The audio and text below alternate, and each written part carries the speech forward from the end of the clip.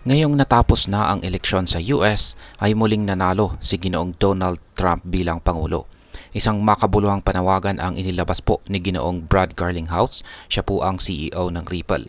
Naniniwala siyang dapat gamitin ni Ginoong Trump o Pangulong Trump ang pagkakataon na ito upang bigyan ng mas malinaw na direksyon ang regulasyon ng cryptocurrency sa bansa. Lalo niyang binibigyang diin ang pangangailangan ng regulatory clarity para sa mga pangunahing cryptocurrencies tulad po ng Ethereum at XRP.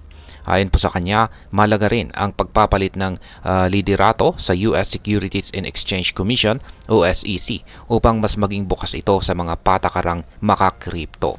Ngayon ay ito po ang siyang ating pag-uusapan sa video na ito, pero bago po tayo magpatuloy, ay nais ko lamang po munang bigyang linaw ang aking disclaimer kung saan ang nilalaman po ng video na ito ay hindi po ito isang financial advice. For education and information purposes lamang po ang layunin nito. Ayan po siya mga ka-crypto, yan po si Ginoong Brad Garlinghouse, ang CEO ng Ripple. Ngayon sa eleksyong ngayong taong eleksyon ng ngayong taong 2024 na eleksyon ng US ay nakamit po ni Pangulong Trump ang tagumpay sa pamamagitan po ng 277 electoral votes at 51% ng popular vote. Dahil sa resulta ng eleksyon ay mabilis na tumaas ang presyo ni Bitcoin. Umabot po ito sa mahigit $75,000 bago bahagyang bumagya. Ang reaksyon po ng crypto market na ito ay nagpapakita ng kumpiyansa ng mga investor sa isang posibleng makakripto na administrasyon ni Pangulong Trump. Isa sa mga pangunahing tagapagsalita para sa industriya ng cryptocurrency, si Ginoong Garlinghouse, ay umaasang gamitin ni Pangulong Trump ang position po niya upang suportahan ang pag-usbong ng cryptocurrencies sa Amerika. Ngayon, ano ang kahilingan ni Ginoong Garlinghouse para sa SEC? Una po ay nanawagan si Ginoong Garlinghouse kay Pangulong Trump na agad niyang palitan si Ginoong Gary Gensler, ang kasalukuyang SEC chairman, sa unang araw ng kanyang panunungkulan. Ayon sa kanya ay mas mainam na iluklok sa posisyon ang mga individual na mas positibo ang pananaw sa cryptocurrency tulad po ni na Christopher Giancarlo, dating chairman ng Commodity Futures Trading Commission or CFTC, si Brian Brooks, dating acting Comptroller of the Currency, at si Dan Gallagher, dating SEC Commissioner. Ang nais ni Ginoong Garlinghouse ay magkaroon po ng isang leader sa SEC na may mas makakripto na pananaw upang mas mapadali ang pag-usbong ng industriya sa Amerika. Ngayon ay bakit po mahalaga ang tinatawag kasi na regulatory clarity? Sa ngayon ay hindi po malinaw kung paano dapat ikategorya ang iba't ibang cryptocurrency, lalo na ang Ethereum. Ang kawalan po ng regulatory clarity ay nagdudulot ng pagkalito sa mga kumpanya at investor dahil hindi nila alam kung ang kanilang ginagawa ay legal o hindi.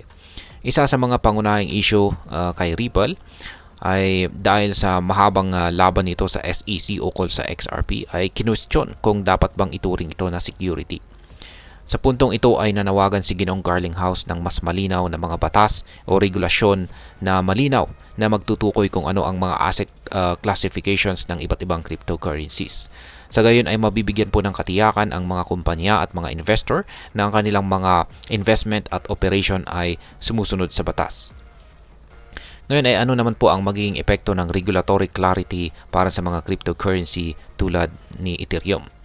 Para po kay Ginoong Brad Garlinghouse, ang malinaw na pagkategorya kay Ethereum ay isa pong hakbang tungo sa mas maayos na pag-unlad ng crypto industry. Bagamat may mga Ethereum ETF na inaprubahan na ng SEC, hindi pa rin malinaw kung itinuturing na bang security ang Ethereum or hindi. Ang pagtukoy po rito ay mahalaga dahil mag-iiba ang mga requirements at regulations para sa mga developers, investors at mga negosyo na gumagamit ng Ethereum. Ngayon ay paano po nakatulong ang regulatory clarity ni XRP at Bitcoin? Si Bitcoin at XRP ay nagkaroon na po kasi sila ng regulatory clarity na nagpapahintulot sa kanilang tuluyang pag-usbong sa crypto market. Sa kaso po ni Bitcoin ay matagal nang itinuturing itong isang digital asset at hindi isang security. Kaya't maraming naglalagak ng kanilang puhunan dito nang walang takot na malabag ang anumang batas.